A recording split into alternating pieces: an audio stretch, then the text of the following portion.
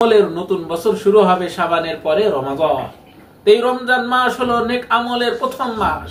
এই মাসে যখন পূর্ব আকাশে রমাদানের চাঁদ দেখা যায়, বিশ্বনবী বলেন, ইদা জাআ রমাদান, যখন রমজান মাস আগমন করে, ফুতিহাত আবওয়াবুল জান্নাহ, জান্নাতের সকল দরজাগুলো খুলে দেওয়া হয়। ওয়াগুল্লিকাত আবওয়াবুন নার, জাহান্নামের সকল গেটগুলো বন্ধ করে দেওয়া হয়। সুফিদাতিশ শায়াতিন, শয়তানকে কারাবদ্ধ করা হয়, শয়তানকে বন্দী করা হয়। এই পবিত্র রমজান মাস, এই মাসে আল্লাহ তাআলা এত বরকত দিয়েছে। আমরা এ পর্যন্ত যত আলোচনা রমজানের বরকত সম্পর্কে শুনেছি, আমরা যত কিতাবে রমজানের বরকত সম্পর্কে পড়েছি, আমরা যত আলোচনা করেছি, এগুলো আল্লাহ যে কত বরকত রমজানে রেখেছেন, সেই বর্ণনা পরিপূর্ণভাবে কোন লেখক কিতাবে লিখতে পারি নাই, কোন বক্তা বক্তব্যের মাধ্যমে পেশ করতে পারি নাই, কোন শ্রোতা শ্রবণের মাধ্যমে পরিপূর্ণ শুনতে পারি নাই। আল্লাহ এত বরকত রমজানে দিয়েছে।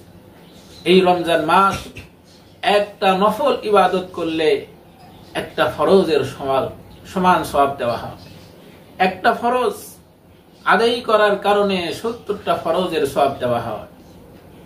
যদিও বলা হয় 70 গুণ বেশি, আসলে এর উদ্দেশ্য হলো অধিক পরিমাণ, নির্ধারিত সংখ্যা নয়।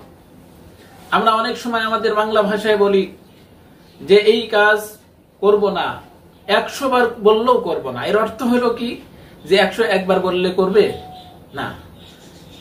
সংখ্যা উদ্দেশ্য না, অধিক পরিমাণে বললেও সেই কাজ করা হবে না। উদ্দেশ্য হলো সংখ্যা অনেক বেশি, পরিমাণ অনেক বেশি। কেউ যদি রমজান মাসে একটা ফরজ আদায় করে, 70টি ফরজের সওয়াব দেওয়া হবে। নির্ধারিত 70 উদ্দেশ্য না, অনেক ফরজ আদায়ের সওয়াব দেওয়া হবে। এই চাঁদ যখন উঠে যায়, সময়টা কত বরকতময় হয়ে যায়। আমাদের ভাবা দরকার যে একটা নফল ইবাদত পূর্ণ করলে একটা ফরজের সওয়াব পাওয়া যায়। কোন ব্যক্তি যখন 2 মিনিট সময় দিয়ে ফজরের ফরজ নামাজ আদায় করে, সে ওই 2 মিনিট সময় কত দামি ভাবে ব্যয় করলো।